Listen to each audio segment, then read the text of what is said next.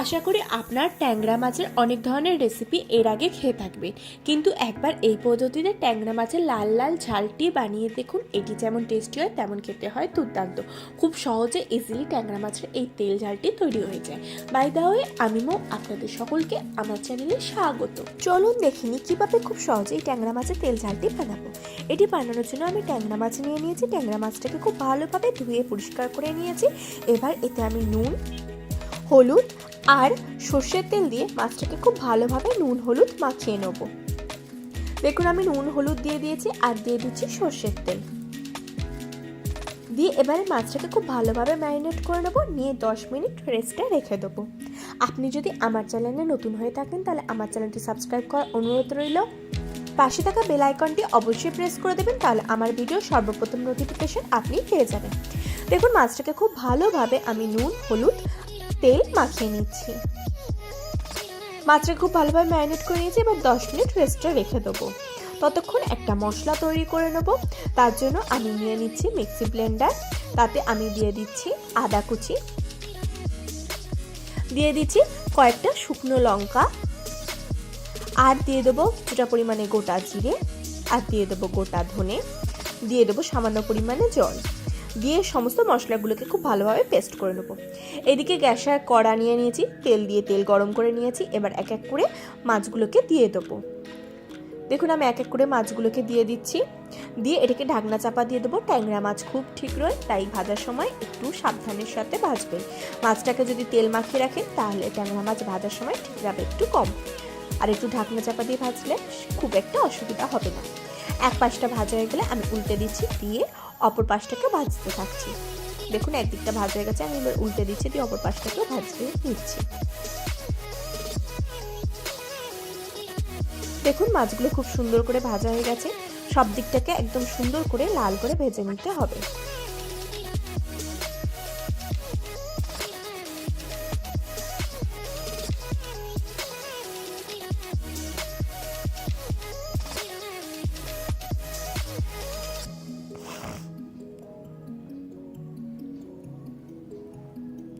দেখুন আমি সুন্দরভাবে মাছগুলোকে একদম লাল করে ভেজে নিয়েছি।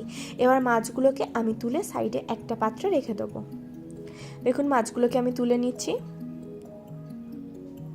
তুলে নিয়ে ওটাকে আমি সাইডে একটা পাত্রে রেখে দিচ্ছি।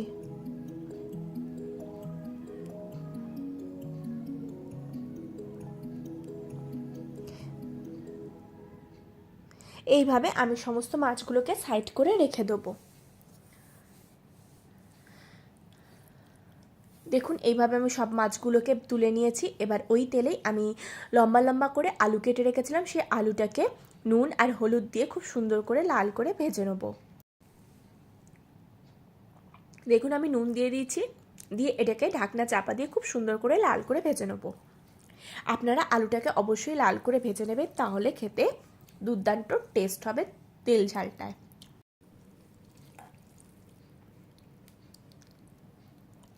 দেখুন এইভাবে আমি আলুটাকে ভেজে নিয়েছি। এবার এটাকে তুলে একটা পাত্রে সাইডে রেখে দেবো। এবার ওই কড়াই আরও কিছুটা পরিমাণে তেল নিয়ে নিয়েছি। এবার এতে দিয়ে দেবো কিছুটা পরিমাণে কালো জিরে। কালো জিরেটা যখন ভাজা হয়ে আসবে তখন এতে দিয়ে দেবো পেঁয়াজ বাটা। পেঁয়াজ বাটা দিয়ে পেঁয়াজ বাটাটাকে খুব ভালোভাবে একদম কষিয়ে নেবো যতক্ষণ না এর কাঁচা গন্ধ চলে যাচ্ছে। আপনারা বাড়িতে অবশ্যই একবার এইভাবে ট্যাংরা মাছের তেল ঝালটি বানান। এই ট্যাংরা মাছের তেল ঝাল যদি দুপুরবেলায় গরম ভাতের পাতে থাকে তাহলে আর অন্য কিছুর প্রয়োজন হবে না। এবার এতে অ্যাড করে দিচ্ছি হলুদ গুঁড়ো। হলুদ গুঁড়ো দিয়েও এটাকে খুব ভালোভাবে নেড়ে চেড়ে নেব। দেখুন আমি খুব সুন্দরভাবে এটাকে মশলাটাকে কষিয়ে নিচ্ছি।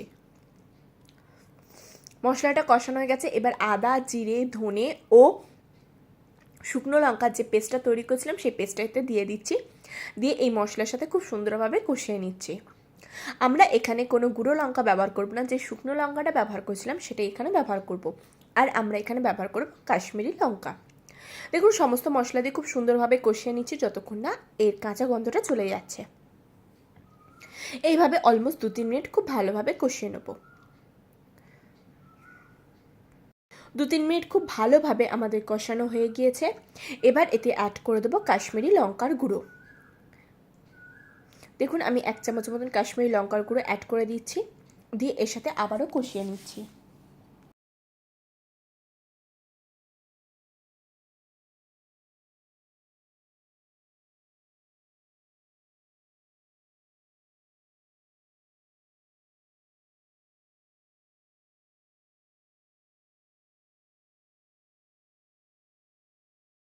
দেখুন খুব ভালোভাবে কষিয়ে নিয়েছি। এবার আগে থেকে ভেজে রাখা আলুগুলো অ্যাড করে দিচ্ছি। আলু দিয়ে আলুগুলো এর সাথে খুব ভালোভাবে কষিয়ে নেব। দেখুন খুব ভালোভাবে আলুর সাথে আমি কষাতে থাকছি। দেখুন খুব ভালোভাবে কষিয়ে নিয়েছি। এবার কয়েক টুকরো টমেটো অ্যাড করে দেবো। টমেটো অ্যাড করে দেওয়ার সাথে সাথে আমি স্বাদ অনুসারে নুন অ্যাড করে দেবো। দেখুন নুন অ্যাড করে দিয়েছি, দিয়ে এটাকে একটুখানি নেড়ে চেড়ে নেবো, নিয়ে 2 মিনিটের জন্য ঢাকনা চাপা দিয়ে দেবো।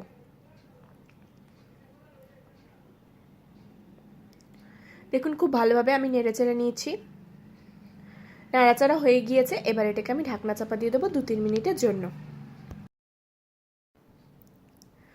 3-4 মিনিট পরে আমি ঢাকনা সরিয়ে নেব, নিয়ে এটাকে আবারও কষিয়ে নেব।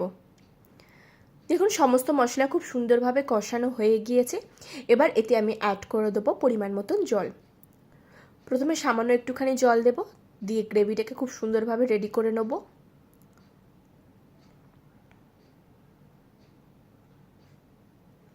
দেখুন জল দিয়ে এই গ্রেভিটাকে খুব সুন্দরভাবে রেডি করে নিয়েছি। এবার এতে আমি অ্যাড করে দেবো বাকি পরিমাণ মতন জলটা।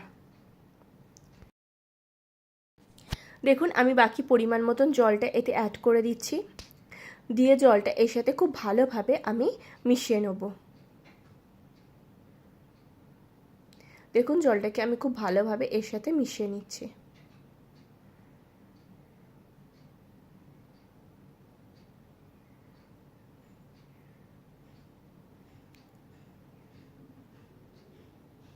দেখুন খুব সুন্দরভাবে মেশানো হয়ে গিয়েছে। গ্রেভিটা খুব সুন্দরভাবে ফুটে গিয়েছে। দেখুন গ্রেভিটা খুব সুন্দরভাবে ফুটে গিয়েছে। গ্রেভিটা ফুটে গেলে আমরা এতে এক এক করে অ্যাড করে দেবো ভেজে রাখা মাছগুলো। দেখুন আমি এক এক করে ভেজে রাখা মাছগুলো দিয়ে দিচ্ছি। মাছগুলো এক এক করে দেবো, দিয়ে এটাকে 7 থেকে 8 মিনিট খুব ভালোভাবে মিডিয়াম হিটে ফুটিয়ে নেব। আপনাদের আলু সিদ্ধ হতে যেরকম সময় লাগবে সেই অনুপাতে আপনারা এটাকে ফুটিয়ে নেবেন।